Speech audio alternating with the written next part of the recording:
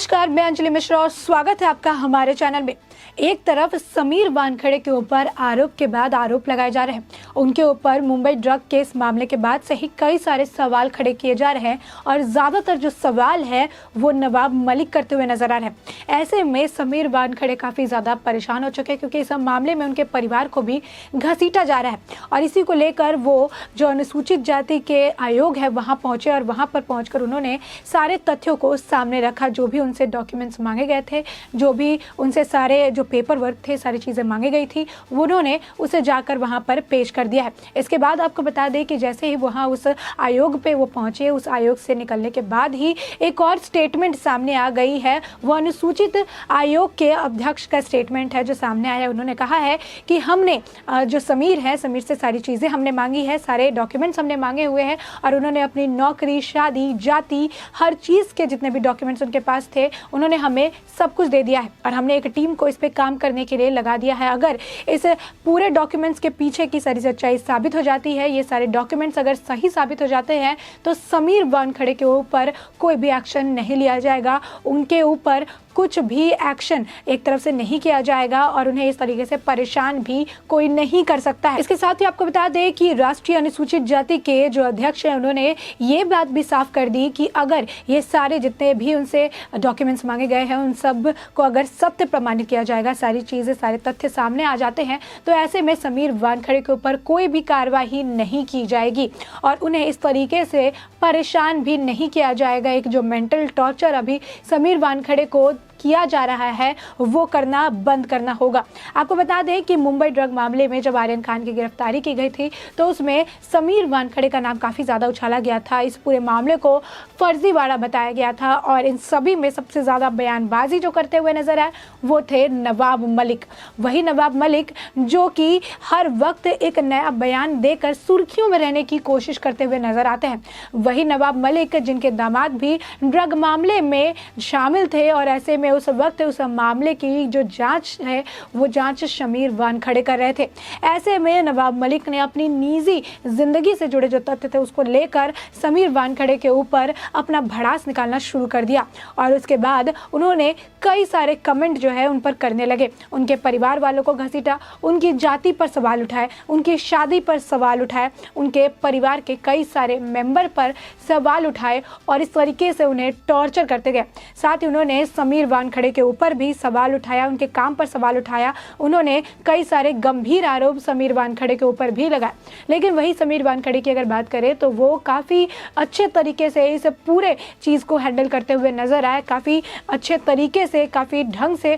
वो सारे तथ्यों को सामने रखते चले गए, सारे डॉक्यूमेंट्स रखते चले गए और उन्होंने कोई भी बेकार बयानबाजी या फालतू पब्लिसिटी करने की कोशिश नहीं की, जो कि नवाब मलिक के मामले में आप साफ तौर पर देख सकते हैं। इसी के साथ आपको बता दें कि नवाब मलिक सिर्फ समीर वानखेड़े के लिए परेशानी नहीं खड़ी कर रहे हैं बल्कि वो इसी तरीके से कई सारे और लोगों को इस मुद्दे में घसीटते हुए नजर आ रहे हैं। जहां पर ये बॉलीवुड का मुद्दा है, जहां पर ये ड्रग केस से रिलेटेड एक मुद्दा है, वहां पर एक मंत्री का इस तरीके से उस व्यक्ति को बचाना जो कि अब तक ये साबित ही नहीं हो पाया है कि गलत है या फिर सही। एक तरह से बॉलीवुड के इस ड्रग मामले पर पर्दा डालते हुए नजर आ रहे हैं ये मंत्री जी और साथ ही अब इसे ये राजनीतिक मुद्दा भी बना चुके हैं। अब इसमें वो कई सारे बीजेपी, बड़े बड़े बीजेपी वरिष्ठ नेताओं का नाम भी लेते हुए नजर आए और उन पर कीचड़ उछालते हुए नजर आए। और जैसे कि इनकी आदत है कि वो किसी व्यक्ति को अगर टारगेट करते हैं तो उनके परिवार वालों को साथ साथ टारगेट करते हैं और उनके परिवार वालों को भी पूरे मुद्दे के बीच में घसीटते नजर आते हैं।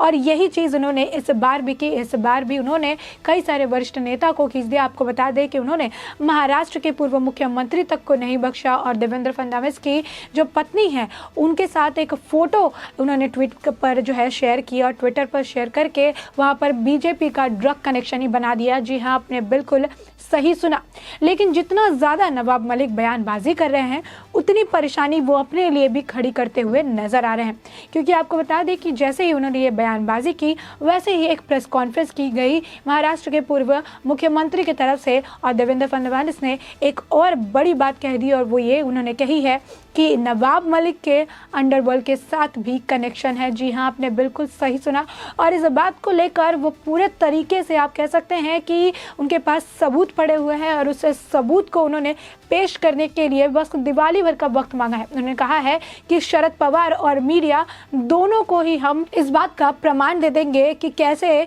जो नवाब मलिक हैं उनके अंडरवर्ल्ड के साथ कनेक्शन है। तो आप देख सकते हैं कि जो नवाब मलिक एक ड्रग के मुद्दे को, एक मुंबई का जो ड्रग मामला था आर्यन खान को लेकर जिसे शुरू हुआ, उस मुद्दे को उन्होंने इतना ज़्यादा खींचा। पहले समीर वानखेड़े, अब बीजेपी के वरिष्ठ नेता, और आज के डेट में ये जो इंटरटेनमेंट इंडस्ट्री से जुड़ा हुआ ड्रग मुद्दा था, आज के वक्त में ये राजनीतिक मुद्दा बन चुका है और इसमें राजनीतिक पार्टी जो है अपना रोटी सेकते हुए नजर आ रहे हैं। यही नहीं, आपको बता दें कि नवाब मलिक ने यहाँ तक एक कमेंट पास कर दिया और उन्होंने कहा कि जिस तरीके से एक तीसरे व्यक्ति का फोटो जिसमें नजर आ रहा है, जो व्यक्ति इस बार 2021 में ही, आपको बता दें कि हाल फिलहाल में ड्रग मामले में उसकी गिरफ्तारी हुई थी, तो उसको लेकर उन्होंने ड्रग, पूरे बीजेपी और ड्रग के बीच का कनेक्शन ही बिठा दिया, जिसको लेकर आपको बता दें कि महाराष्ट्र के पूर्व मुख्यमंत्री ने भी ये बयानबाजी की और उन्होंने कहा कि अगर कोई भी व्यक्ति तीसरे व्यक्ति को देखकर पूरे बीजेपी पार्टी के ऊपर कीचड़ उछाल सकता है तो फिर नवाब मलिक को अपनी गिरबान में झांकना चाहिए, क्योंकि उनके घर में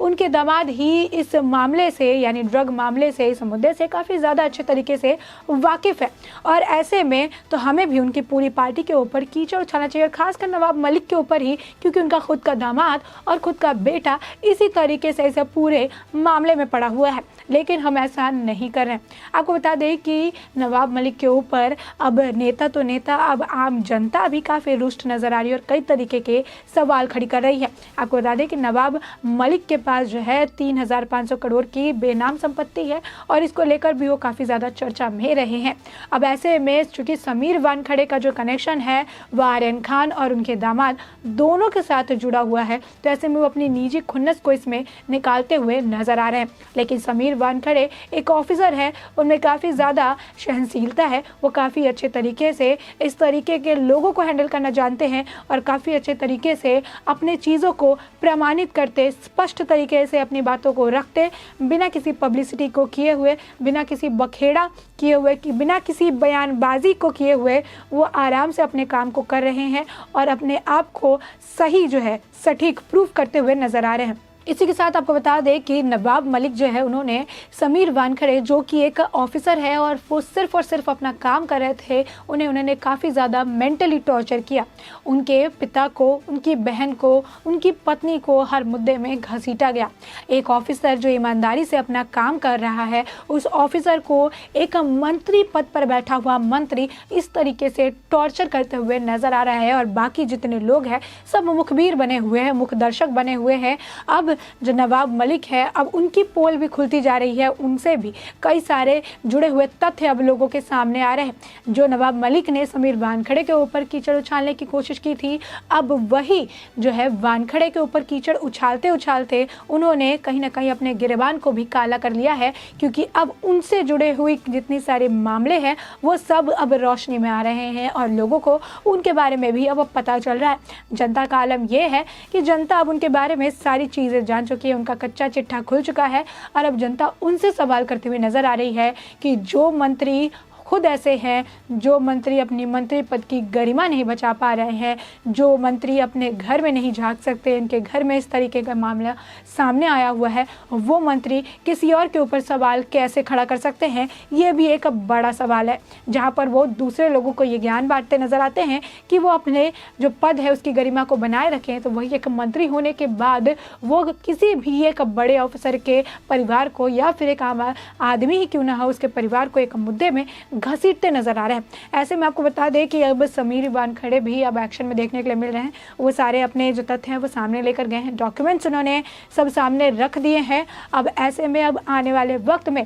अगर ये सारे सब कुछ जो है ये सत्य प्रूफ हो जाता है, अगर सारे जो उन्होंने डॉक्यूमेंट्स प्रोवाइड करवाई उसके लिए पूरी एक टीम जो है इस पूरे डॉक्यूमेंट्स को वेरीफाई करने के लिए राष्ट्रीय अनुसूचित जाति के जो अध्यक्ष हैं उन्होंने लगाए हुए हैं। तो ऐसे में अगर ये टीम अच्छे तरीके से काम करके वह कैसा साथ ही सारे डॉक्यूमेंट्स को सही प्रमाणित कर देती है, तो ऐसे में समीर वानखेड़े के ऊपर ना कोई कार्रवाई की जाएगी और ना ही उन्हें परेशान किया जाएगा। तो ऐसे में अब आपकी क्या राय है नवाब मलिक को लेकर, आपकी क्या राय है समीर वानखेड़े को लेकर, हमें कमेंट सेक्शन में कमेंट करके ज़रूर बताएं।